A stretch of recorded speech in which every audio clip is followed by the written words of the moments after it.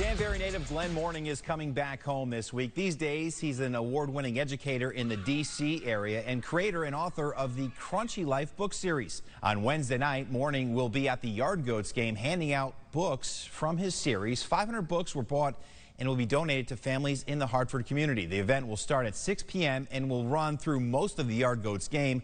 Mourning is also scheduled to throw out the first pitch prior to the Goats game with the Mets AA affiliate from Binghamton. The Crunchy Life book series was born about 4 years ago and has branched off with a couple of other series. Mourning says the idea to help give back to Hartford was made possible by another former UConn alum, William Chilawa, and some of his friends.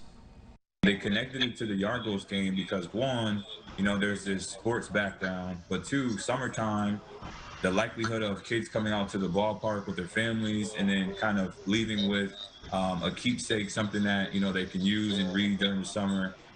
It's just kind of tying sports and academics hand in hand, but in a really cool way. These books that will be given out for free are just probably the best books that your kids will ever come across. Hartford is like a second home. I started teaching in Hartford at Capital Prep, and I always connect with those teachers when I, have a chance to go back up there.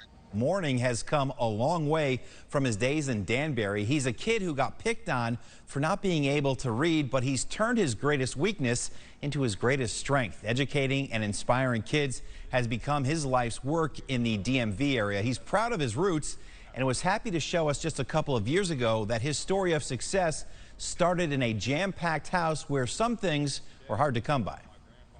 This isn't just the Glen story or the 19 Oakland Avenue story.